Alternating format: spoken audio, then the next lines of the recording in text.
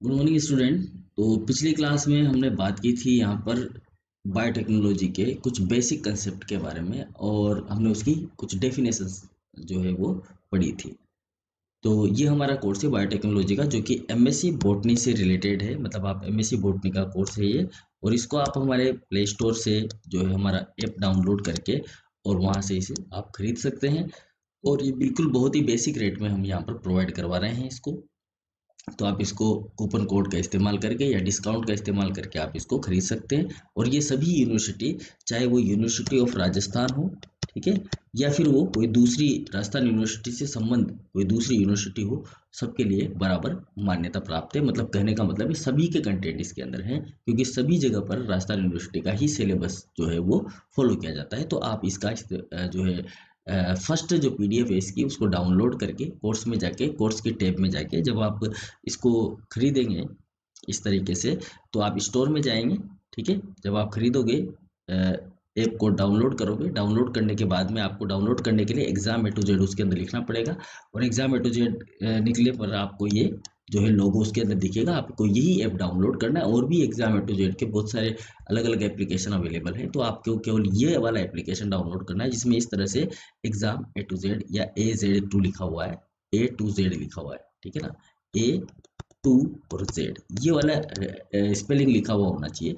आप उसी को खरीदें, उसी को ही इंस्टॉल करें। इंस्टॉल करने के बाद में आप जब जैसे स्टोर के अंदर जाओगे, आपको वहां पर मिलेगा हमारा ये कोर्स। और कोर्स को आप बाय करने के बाद में, या कोर्स को बिना बाय किए हुए भी आप सिलेबस देख सकते हैं और अपने सिलेबस से मैच करा सकते हैं। अगर आपको लगता है कि इसके अंदर फुल कंटेंट है जो आपके सिलेबस को सफिशियंट है, तभी आप इसको उसको खरीदें। ठीक है, कोर्स को खरीदने के बाद में आपको मिलेंगे वीडियो लेक्चर। सबसे इंपॉर्टेंट चीज जिसके लिए आप खरीद रहे हैं वो है वीडियो लेक्चर। वीडियो लेक्चर के बाद में आपको उसी वीडियो लेक्चर के नीचे मिलेंगे आपको नोट्स, जो हम यहाँ पर पढ़ाएंगे वो नोट्स आपको उसके अंदर मिलेंगे। उसके अलावा उसी ही नोट्स के रिलेटेड जो प्रिंटेड मटेरियल होगा, जिसे आपको पढ़ना है और एग्जाम में जितना ज़्यादा आप याद रख सकते हैं उतना ज़्यादा आप याद रख के लिख सकते हैं, वो आपको मिलेगा वहाँ पर। उसके अलावा ओल्ड ईयर के क्वेश्चन पेपर जो कि आपको मिलेंगे सबसे लास्ट में, जब आपका कोर्स कंप्लीट हो जाएगा उसके बाद। पूरा जो कोर्स है वो स्ट्रक्चर्ड है, यानी कि यूनिट वाइज सेक्शन में उसको बांटा गया है, और टॉपिक वाइज पर्टिकुलर पर टॉपिक को इसके अंदर डिस्क्राइब किया गया है। ठीक है, तो ये कोर्स आपको जैसे जैसे बढ़ता चला जाएगा, आपको इसके अंदर वीडियो मिलते चले जाएंगे। तो कोर्स खरीदें, और दूसरे दोस्त जो आपके दोस्त लोग हैं, या आपके जिस कॉलेज से हो आप, उस कॉलेज में या जिस यूनिवर्सिटी से में पढ़ रहे हो, उस यूनिवर्सिटी में आप जरूर इसको बच्चों को बताएं, अपने दोस्तों को बताएं, ताकि वो भी इसका फायदा उठा सके, इसका उपयोग कर सके। ठीक है, तो हम स्टार्ट कर रहे हैं हमारा आज का टॉपिक जो है हिस्ट्री ऑफ बायोटेक्नोलॉजी। ठीक है, तो हिस्ट्री ऑफ बायोटेक्नोलॉजी की अगर हम बात करें, तो मैं इसको थोड़ा सा बड़ा कर देता हूँ ताकि ये आपको अच्छे से स्क्रीन पर नजर आएगा। ठीक है, यहाँ पर आपको अच्छे से नजर आएगा, कोई दिक्कत नहीं है। मेरा जो आ रहा है फोटो, मैं उतनी ही चीज बताऊंगा जो ऊपर ऊपर रहेगी। ठीक है, उसके नीचे का नहीं बताऊंगा। तो हिस्ट्री की अगर हम बात करें, तो हिस्ट्री जो है बहुत इंपॉर्टेंस रखती है किसी भी चीज को समझने के लिए। अगर हमें इतिहास के बारे में पता है, तो हमें धीरे धीरे उसके उससे रिलेटेड जितनी भी चीजें होती हैं उनके बारे में पता चलता हो जाता है, और हम समझते हैं, हम समझने लग जाते हैं कि किस तरह से ये चीजें बनी हैं, और हमें इसको किस कंसर्न में लेके चलना है आगे चलकर। इसलिए इतिहास पढ़ाया जाता है, किसी भी चीज का आपको इतिहास पढ़ाया जाता है। जब भी हम कोई टॉपिक पढ़ते हैं, तो हम ये देखते हैं कि फला डिस्कवरी किसने की, सबसे पहला यही लिखा होता है। उसको क्यों लिखा जाता है? उसको इसीलिए लिखा जाता है कि हमें पता हो कि इसका मेंटर जो है वो कौन है, मतलब इसको बनाने वाला कौन है, ताकि हमें एक जो है स्टिमुलेशन मिलता है उससे, हमें भी प्रेरणा मिलती है कि हम भी कुछ नया करें। ठीक है, ये प्रेरणा देने के लिए ये हिस्ट्री वाला जो टॉपिक होता है, ये हर साइंस में, जबकि हिस्ट्री में साइंस के अंदर हिस्ट्री का कोई काम है नहीं, लेकिन फिर भी आपने देखा होगा हर टॉपिक के पहले उसका हिस्ट्री पढ़ाया जाता है, उसके बाद में उसका स्ट्रक्चर्ड मटेरियल पढ़ाया जाता है, और फिर उसके प्रोसेस पढ़ाए जाते हैं। ठीक है ना, तो ये चीज़ हमेशा ध्यान रखनी कि हिस्ट्री बहुत ही इंपॉर्टेंस रखती है किसी भी चीज़ को। जैसे जैसे आप ऊपर से लेकर लास्ट तक जब हम हिस्ट्री पढ़ेंगे, तो हमें अनुमान लग जाएगा कि किस तरह से डिस्कवरी हुई है, और अब हम कहाँ स्टैंड कर रहे हैं, और हमें किसकी जरूरत है, क्या करना है हमें, ये हम समझ पाते हैं किसके द्वारा, हिस्ट्री के थ्रू, इतिहास के थ्रू। ठीक है, तो इतिहास की बात करें, तो आप कहोगे सर ये इतिहास याद करने की आवश्यकता है क्या, मतलब इस डेट टू डेट हमें इस हिस्ट्री को याद करना जरूरी है कि? बिल्कुल नहीं है। हमारे पास में जो क्वेश्चन आते हैं, ज्यादातर बहुत ही कम रेयर केसेस में हिस्ट्री का डेट वाला क्वेश्चन पूछा गया है। ठीक है ना, बहुत ही कम रेयर केसेस में। केवल हमें नाम पता होना चाहिए कौन सा वैज्ञानिक है और उसने क्या खोजा है, इतना सा पता होता है, तब हमारे क्वेश्चन आराम से इजी वे में सही हो जाते हैं। ठीक है, हालांकि इसके अंदर मैंने ज़्यादा नहीं लिखा हुआ है, यहाँ पर आपको जो टेक्स्ट मटेरियल मिलेगा उसके अंदर बहुत ज़्यादा है अमाउंट इसका, तो जितना आप याद रख सको उतना याद रख लो। अदरवाइज 5-7, जैसे कि यहाँ पर मैंने 5 इतिहास की 5 चीज़ें इस ऊपर वाले पोर्शन में रखी हुई है, तो आप इन 5 को भी याद करके अपना सफिशिएंट वर्क कर सकते हैं इतिहास का, क्योंकि ज़्यादा पूरा इतिहास नहीं पूछा जाएगा आपसे कि बायोटेक्नोलॉजी के इतिहास पर एक जो है ऐसे लिखिए, ऐसा कुछ क्वेश्चन नहीं बनता है। ठीक है ना, थोड़ा बहुत इतिहास हिस्ट्री जब हम उसके अंदर पुटअप करते हैं तो एग्जामिनर को भी अच्छा लगता है कि बच्चा इसके बारे में नॉलेज रखता है। ठीक है, तो चलिए स्टार्ट करते हैं हम। तो सबसे पहले अगर हम बात करें बायोटेक्नोलॉजी की हिस्ट्री की, तो 520 500 बीसी, बीसी का मतलब होता है बिफोर क्राइस्ट। अभी हम जो जिस युग में जी रहे हैं उसको क्राइस्ट एरा बोला जाता है। जिस युग में हम जी रहे हैं वो कौन सा एरा है? Christ era. भारत में इसको बोला जाता है कलयुग। ठीक है, और इंग्लिश के अकॉर्डिंग ये है क्राइस्ट एरा, यानी कि जो क्रिश्चियन जो संस्कृति स्टार्ट हुई है उसके बाद का जो समय है उसको बोला जाता है क्राइस्ट एरा। तो हम इसकी बात करें जो बिफोर क्राइस्ट है, ठीक है ना, ईसा मसीह का जो जन्म था उसके पहले की जो बातें थी उसको बीसी के रूप में लिखा जाता है। ठीक है, बीसी, ईसवी सन आपने लिखा होगा, देखा होगा। ईसवी सन, सन तो हमारा है इसे, लेकिन ईसवी जो सन है वो अंग्रेजों ने दिया हुआ है, तो उसके आधार पर हमने इस समय को बांटा हुआ है। तो बीसी लिखा होता है बिफोर क्राइस्ट, ठीक है ना। ईसवी पूर्व, इसको हिंदी में लिखा जाता है ईसवी पूर्व। तो ये जहां भी आपने ईसवी पूर्व लिखा हुआ है यानी कि ईसा मसीह के आज से अभी हमारा 2021 चल रहा है, तो 2021 साल पहले, 2021 से 2021 साल प्लस 500 प्लस 500 ये जोड़ दे हम उसके अंदर, यानी कि 2500 साल पहले की हम बात कर रहे हैं। यहाँ पर 500 बीसी का मतलब हो गया कितना? 2500 ईयर्स अगो, 2500 साल पहले की बात करें तो 2500 साल पहले, आज से 2500 साल पहले चाइना के अंदर सबसे पहले एंटीबायोटिक प्रोडक्ट का इस्तेमाल किया गया था। और वो एंटीबायोटिक प्रोडक्ट जो था वो मोल्डी सोयाबीन से बनाया गया। ठीक है, कर्ड से बनाया गया, मतलब और भी प्रोडक्ट बनाए गए। तो पहला एंटीबायोटिक प्रोडक्ट जो था वो चाइना के अंदर 500 बीसी में इस्तेमाल किया गया था। ठीक है, इसके अलावा यहाँ पर मोल्डी सोयाबीन से कर्ड बनाना ये भी सीखा गया लोगों के द्वारा। ठीक है, और यूज टू ट्रीट बॉइल्स, है ना, मतलब किसी चीज को उबाल कर उसको उसमें डालकर, इनाकुलम डालकर और नए प्रोडक्ट बनाए गए का सबसे पहले कहाँ पर? चाइना में। ठीक है, और एंटीबायोटिक का भी इस्तेमाल किया गया था चाइना के अंदर। उसके बाद में 1675 में, अब ये जो एरा है ये बीसी के बाद का एरा है। ठीक है, यानी कि ईसवी सन जिसको बोला जाता है क्राइस्ट एरा। ठीक है, जिसको हम ईसी भी बोलते हैं। ठीक है, एज ऑफ क्राइस्ट, ईसी, ईसी को बोला जाता है एज ऑफ क्राइस्ट। ठीक है ना, मतलब क्राइस्ट एरा है बीसी ईसी। ठीक है, तो ईसी में, ईसवी सन में अगर हम बात करें तो 1675 के अंदर लीवेन हुक ने सबसे पहले बैक्टीरिया की खोज की। अगर बैक्टीरिया की खोज नहीं होती तो आज जितनी बायोटेक्नोलॉजी हम कर रहे हैं वो संभव ही नहीं होती। ठीक है ना, क्योंकि सारा इस्तेमाल जो हो रहा है वो बायोटेक्नोलॉजी का ही हो रहा है आज, मतलब बैक्टीरिया का ही हो रहा है बायोटेक्नोलॉजी के अंदर। वायरस का हो रहा है, बैक्टीरिया का हो रहा है। तो लीवेन होक ने जिस बैक्टीरिया की डिस्कवरी की है वो 1675 में की थी, और वहीं से हम बायोटेक्नोलॉजी की दूसरी स्टेप मान सकते हैं इसको। इससे पहले तो अगर हम भारत की बात करें तो दही बनाना, दूध बनाना, दूध से दही बनाना, मक्खन बनाना, ठीक है, ये सारी चीज़ें भारत के अंदर भी होती रही है। ठीक, चलिए 1761 की बात करें तो एक इंग्लिश सर्जन था एडवर्ड जेनर, नाम सुना होगा आपने। इन्होंने वैक्सीनेशन प्रोसीजर को खोज की। ठीक है, और inoculating a child with A viral small pox, small pox का टीका बनाया था। तो ये जो स्मॉल पॉक्स का टीका था, जो आज भी हम वैक्सीन ले रहे हैं, अभी जो कोविड-19 है उसके अंतर्गत हम हमारे इंडिया के अंदर और पूरे वर्ल्ड के अंदर वैक्सीनेशन का प्रोसीजर चल रहा है। तो ये जो वैक्सीनेशन किया जा रहा है ये वैक्सीनेशन भी बायोटेक्नोलॉजी की ही देन है। तो यहाँ 1761 में जो एक सर्जन था, इंग्लिश सर्जन एडवर्ड जेनर, इसने वैक्सीन की खोज की और वैक्सीन बनाना सिखाया हमें। वैक्सीन बनाना सिखाया कि आप इस तरह से टेक्नोलॉजी का इस्तेमाल करके, बायोलॉजिकल ऑर्गेनिज्म और टेक्नोलॉजी का इस्तेमाल करके वैक्सीन बना सकते हैं। और इन्होंने सबसे पहले स्मॉल पॉक्स वायरस का वैक्सीन तैयार किया।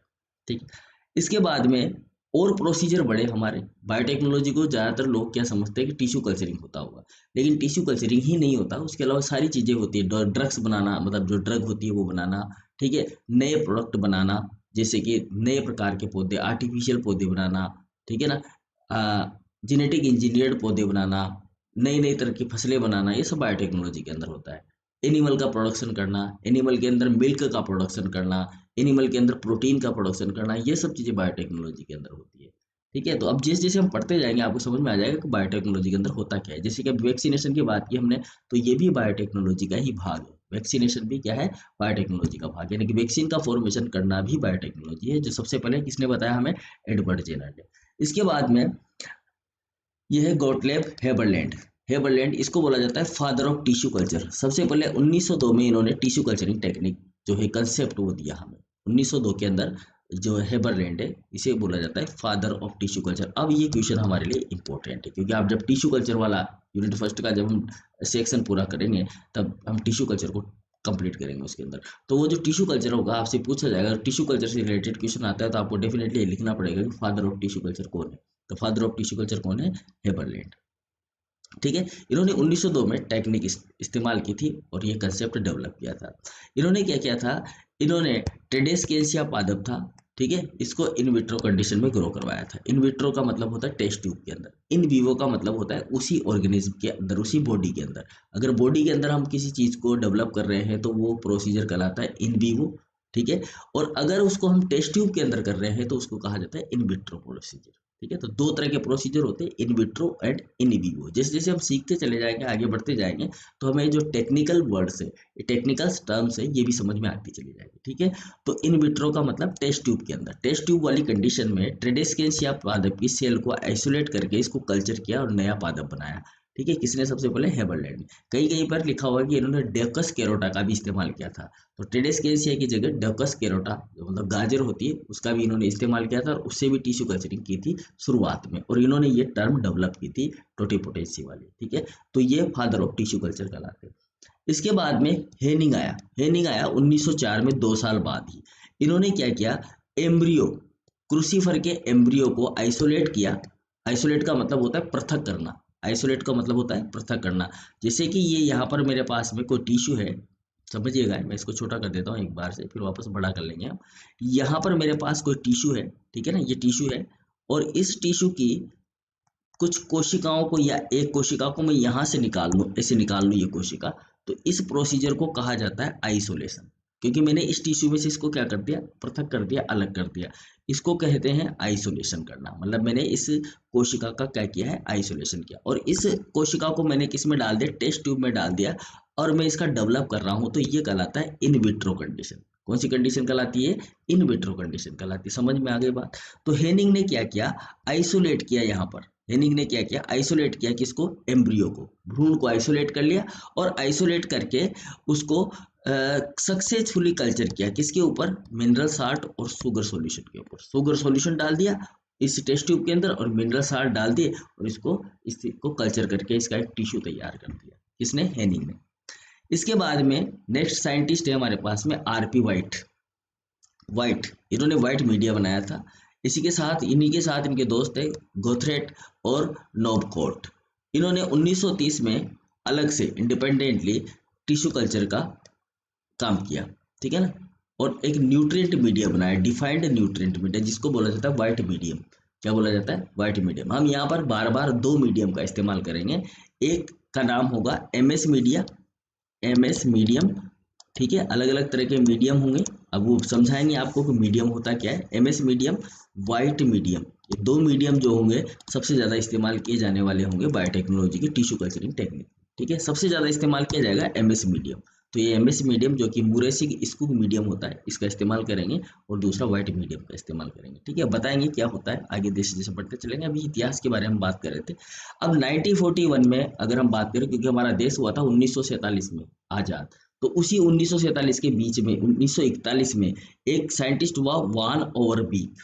वान ओवरबीक और उसके साथियों ने सबसे पहले कोकोनट जो मिल्क होता है, मतलब जो नारियल का पानी होता है, उससे एम्ब्रियो का डेवलपमेंट किया उसके अंदर, मतलब उसका इस्तेमाल करके, और जो है धतूरा, धतूरा प्लांट का जो केलस लिया, मतलब धतूरा प्लांट की सेल ली, और उनसे केलस बनाया, और केलस से नया एम्ब्रियो तैयार किया। यानी कि एम्ब्रियो का फॉर्मेशन, आर्टिफिशियल एम्ब्रियो का फॉर्मेशन सबसे पहले वान ओवरबीक और उसके साथियों ने किया। ठीक है, इसके बाद हम बात करें तो स्कूग और कोवर्कक, जैसा मैंने बताया आपको, इन्होंने भी एक टिश्यू कल्चर मीडिया बनाया था साइटोकाइनिन का इस्तेमाल करके, जिसको कहा जाता है एमएस मीडियम।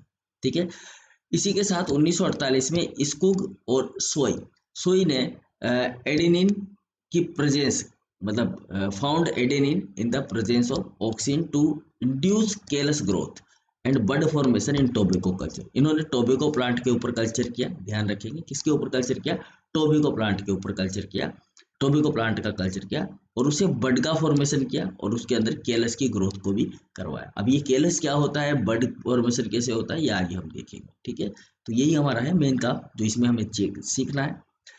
1965 में बात करें तो वही वासिल और हेबरलैंड इन दोनों ने फुल्ली डेवलप किया फेनोमेना ऑफ टोटीपोटेंसी। मतलब हेबरलैंड ने ही दिया था हमें टोटीपोटेंसी।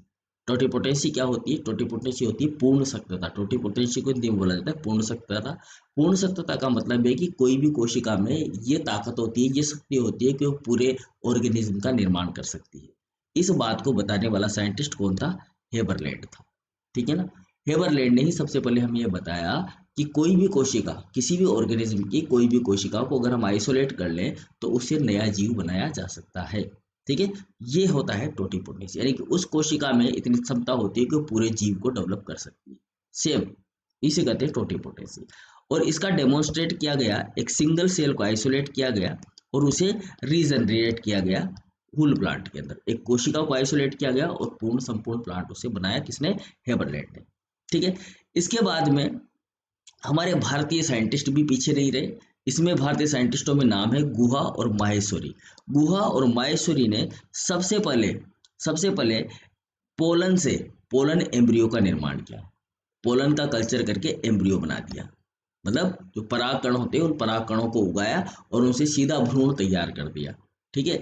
मतलब इन्होंने टिश्यू से एंथर का टिश्यू कल्चर करके और नया भ्रूण तैयार किया। और नई नई बहुत सारे, एक ही प्लांट के नहीं बहुत सारे प्लांटों के, धतूरा के, क्रूसीफेरी के, इनके सबके प्लांट के इन्होंने भ्रूण बनाए, एम्ब्रियो बनाए आर्टिफिशियल तरीके से। किसने, गुहा और माहेश्वरी ने। कब बनाए, 1960 में, ठीक है। तो इनका भी बहुत बड़ा योगदान है इस टेक्नोलॉजी के अंदर।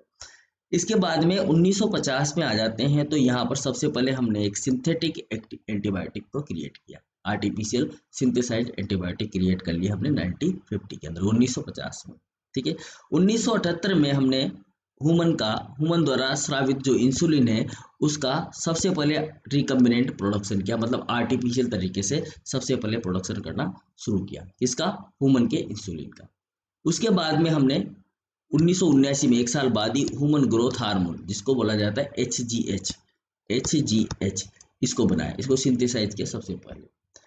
नेक्स्ट 1982 की बात करें तो पहला रिकम्बिनेंट डीएनए वैक्सीन जो होगा वो डेवलप किया गया, ठीक है ना। पहला recombinant DNA vaccine rDNA technology के थ्रू बनाया गया। इसके बाद में 1982 में ही पहली बायोटेक्नोलॉजी के द्वारा एक ड्रग बनाई गई जिसको बोला गया human insulin produce in genetically modified bacteria के द्वारा, ठीक है। देखो पहला जो था ह्यूमन का इंसुलिन जो है वो प्रोड्यूस किया गया रिकम्बिनेंट तरीके से। उसके बाद में फिर मॉडिफाइड किया गया 30 साल बाद, कितने साल हो गए, 20 साल हो गए, 80 था, 80 के बाद 81, 82, 3 साल बाद जो है मॉडिफाइड करके बैक्टीरिया को, और इसका डेवलपमेंट किया गया बैक्टीरिया के अंदर इंसुलिन का। आगे बताएंगे कि इंसुलिन की डिस्कवरी किससे रिलेटेड थी, ठीक है। तो ये इंसुलिन का डिस्कवर किया और ये कंपनी थी इली लिली। इस इली लिली कंपनी में जिसका नाम है जीनीटेक एंड इली लिली कंपनी, इन्होंने सबसे पहले ह्यूमन का इंसुलिन आर्टिफिशियल तरीके से बैक्टीरिया के अंदर बनाना शुरू किया, जो कि मानव की कोशिकाओं के अंदर बनता है। हमारी जो लेंगरेज दीप कोशिकाएं होती है वहां पर इंसुलिन बनता है। ये इंसुलिन जो होता है ग्लूकोज की वृद्धि को रोकता है ब्लड के अंदर, ताकि लोगों को डायबिटीज ना हो, ठीक है। जिन लोगों के अंदर इंसुलिन का प्रोडक्शन नहीं होता उनको बाहर से इंसुलिन दिया जाता है। तो पहले पुराने जमाने में इस इंसुलिन को सुअर का जो पेनक्रियाज होता था उससे आइसोलेट किया जाता था, तो वह बहुत ही कम अमाउंट में ये निकलता था। और दूसरी धार्मिक मान्यताएं भी लोगों के आड़े आ जाती थी, तो वो इंजेक्शन को नहीं लगाते थे, मरना पसंद कर लेते थे लेकिन इंजेक्शन नहीं लगाते थे। तो इस चीज से बचने के लिए, मतलब इस चीज को ध्यान में रखते हुए इसका प्रोडक्शन किया गया है इकोलाई बैक्टीरिया में। तो आज के ज़माने में जब हम देखते हैं तो इंसुलिन का इंजेक्शन 3 रुपये का आता है। उस जमाने में वही इंजेक्शन 300-400 रुपये का लगता था, ठीक है। आज से जो आज के 30,000 रुपये 40,000 रुपये के बराबर होता था, पहले का 300 रुपया बहुत कीमती होता था। आज 300 रुपये की वैल्यू नहीं है, लेकिन आज वही इंजेक्शन 3 रुपये में मिल रहा है हमें। वो इसलिए मिल रहा है क्योंकि हम इसको बैक्टीरिया से प्रोड्यूस कर रहे हैं। अगर मान लो आज भी हम सुअर को मारकर और उससे जो है उसके पेनक्रियाज को निकाल कर वहां से आइसोलेट करते, तो आज ये 30,000 रुपये का, आज भी 30,000 रुपये का इंजेक्शन होता और लगाना बहुत मुश्किल होता, तो लोग मर जाते। तो बायोटेक्नोलॉजी ने ये कमाल किया है। ठीक है, चलिए इसके बाद आगे चले हम 1990 के अंदर। तो सबसे पहले हमने जीन थेरेपी जो स्टार्ट की, और ये जीन थेरेपी एक 4 साल की जो लड़की थी उसके अंदर, क्योंकि उसको एक इम्यून डिसऑर्डर था, उसमें सबसे पहले जीन थेरेपी का इस्तेमाल किया गया। और जीन थेरेपी भी एक बायोटेक्नोलॉजी की विधा है।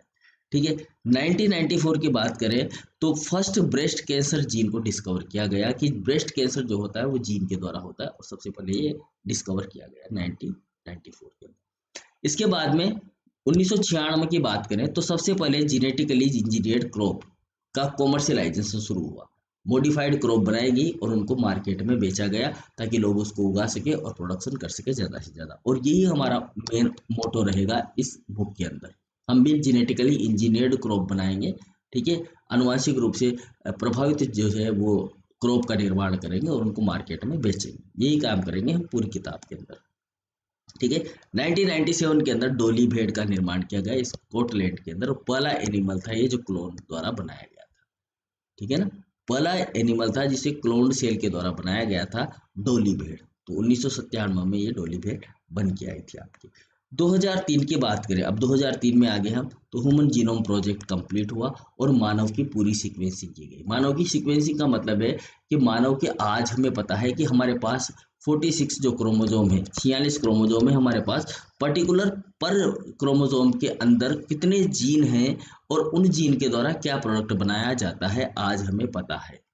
ठीक है ना, कौन सा जीन कौन सा प्रोडक्ट तैयार करता है ये हमें पता है, कि हमारी बॉडी के अंदर किस तरह के प्रोडक्ट बनते हैं, कहाँ बनते हैं और कैसे बनते हैं, ये सारा प्रोसीजर हमें पता है। क्योंकि अब हमने क्या है, ह्यूमन जीनोम प्रोजेक्ट को कंप्लीट कर लिया, कंप्लीट सीक्वेंस कर लिया है, कहाँ पर कौन सा जीन, कितने जीन हमारे पास अवेलेबल है मानव के अंदर। तो वो 46 क्रोमोजोम जो थे, मतलब वैसे तो किया गया है हमारे 23 गुणसूत्रों का ह्यूमन जीनोम प्रोजेक्ट होता है। तो जीनोम का मतलब होता है haploid number of chromosome, haploid number of chromosome. तो हेप्लॉइड नंबर ऑफ क्रोमोजोम जो होते हैं किसी भी ऑर्गेनिज्म के अंदर, उसको बोला जाता है जीनोम।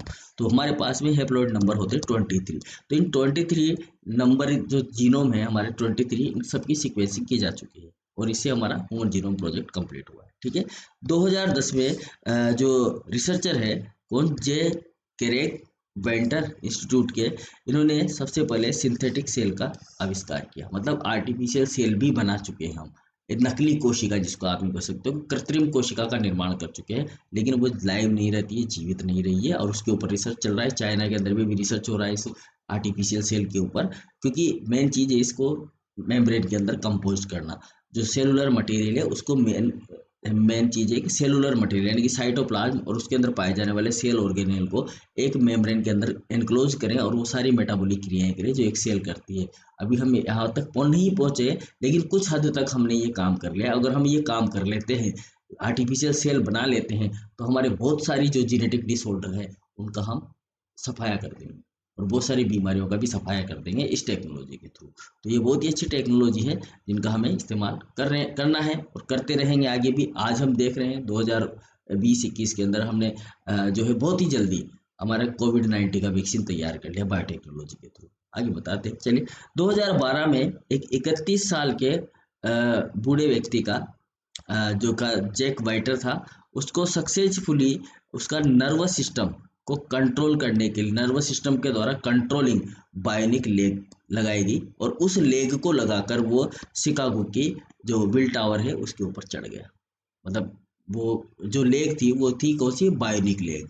मतलब वो दिमाग से कंट्रोल होती थी, और उसका इस्तेमाल करके वो पैरों के, जो उस पैर नहीं थे तो उसकी जगह उसका पैर लगाया गया, और उन पैरों का सहारे से वो किस पर चढ़ गया, शिकागो की जो विलिस टावर था उसके ऊपर वो चढ़ा, उन बायोनिक लेग का इस्तेमाल करते हुए। और अपने दिमाग से वो न्यूरॉन्स के थ्रू कंट्रोल होती थी, नर्वस सिस्टम के थ्रू कंट्रोल होती थी क्या होती है। और ऐसी बायोनिक एक जो है हमने बना ली है लेग, और आगे भी हम बायोनिक जो है हमारे हैंड बन रहे हैं, बायोनिक तरीके के लंग्स बन रहे हैं, बायोनिक तरीके के जो है हमारे हार्ट बन रहा है, ताकि हमें दूसरे की जरूरत नहीं पड़े, ट्रांसप्लांटेशन ना करना पड़े, और सीधा हम उस बायोनिक हार्ट को यहाँ पर लगाएं और हमारा मस्तिष्क को नियंत्रित करता रहे और हार्ट काम करता रहे। ठीक है, तो ये टेक्नोलॉजी हमारे लिए बहुत ही उपयोगी है, और यहाँ तक हम पहुँच चुके हैं। और आज हमने कोरोना वैक्सीन को बना लिया। तो कोविड-19 भी आप यहाँ पर लिख सकते हैं, इसका भी उल्लेख कर सकते हैं कि कोविड-19 जो है वो 2020 के अंदर तैयार हो गया था, 2020 में हमारे पास अवेलेबल था। 2020 में कोविड-19 का आविष्कार हुआ। कोविड-19 का आविष्कार जो है आरडीएनए टेक्नोलॉजी के ऊपर आधारित है, ठीक है, आरडीएनए, आरटी पीसीआर के ऊपर, ठीक है, आरटीपीसीआर के ऊपर, रिवर्स ट्रांसक्रिप्टेज पीसीआर के ऊपर आधारित है। इसके आधार पर ही जो है ये कोविड वैक्सीन को तैयार किया गया है। और ये कोविड वैक्सीन अगर आज से हम 40 साल पहले अगर ये वायरस आया होता तो आधी दुनिया की आधी आबादी खत्म हो चुकी होती। समझ रहे हो मेरी बात? अगर ये आज से 40 साल पहले ये वायरस आया होता तो हमारी दुनिया की आधी आबादी खत्म हो चुकी होती और हमें पता भी नहीं लगता, और हम इस महामारी को देवीय प्रकोप समझकर देवताओं को पूजते रहते। लेकिन आज हमें पता है कि यह महामारी एक वायरस की वजह से आ रही है और इसको हमने कंट्रोल किया। किसके थ्रू किया कंट्रोल? बायोटेक्नोलॉजी के थ्रू। समझदारी, हम हाइजीन रहे, सोशल डिस्टेंसिंग का पालन किया, वगैरह वगैरह सारी चीज़ें की, इस वजह से हम बच पाए। ठीक है, अब आप देखो हमें कितने साल हुए हैं हमारी टेक्नोलॉजी को अगर देखा जाए तो स्टार्टिंग में ही हम अगर टेक्नोलॉजी की बात करें तो 90, ज़्यादा से ज़्यादा आप बात करोगे तो स्टार्टिंग होती है हमारी यहाँ से 70-61 से, यानी कि 300 साल पहले से हमारी स्टार्टिंग होती है। 2021 हमारा चल रहा है तो 200-250 साल पहले ही से ही हमारी ये टेक्नोलॉजी स्टार्ट हुई है। मतलब आप ही कह सकते हो कि 2 दशक हो गए, ठीक है ना, 2 या 3 दशकों से ही हम इस टेक्नोलॉजी का इस्तेमाल करते हुए आ रहे हैं। ठीक है, तो ये था हमारा इतिहास से रिलेटेड। अगर आ जाता है प्रश्न तो आप इसमें से जो भी आपको अच्छा लगा वो आप याद रख लें, ज़्यादा जरूरी है नहीं, लेकिन मुख्य चीज़ें जो है वो आपको याद रखनी ही पड़ेंगी। जैसे कि बायोटेक्नोलॉजी शब्द किसने दिया, तो कार्ल लीरेकी ने दिया। ठीक है, सबसे पहले जो है टोटीपोटेंसी शब्द किसने दिया, फादर ऑफ टिश्यू कल्चर किसे कहा जाता है। तो ये कुछ शब्द है वो हमें ध्यान रखने हैं ताकि हमारे से एग्जाम में अगर पूछे जाए तो हमारा हमसे आसानी से हमारा आंसर जो है वो लिख सकें। ठीक है, नेक्स्ट क्लास में हम बात करेंगे इसके आगे की, जिसमें हम पढ़ेंगे बायोटेक्नोलॉजी का स्कोप ऑफ बायोटेक्नोलॉजी। ठीक है, thank you very much, good bye.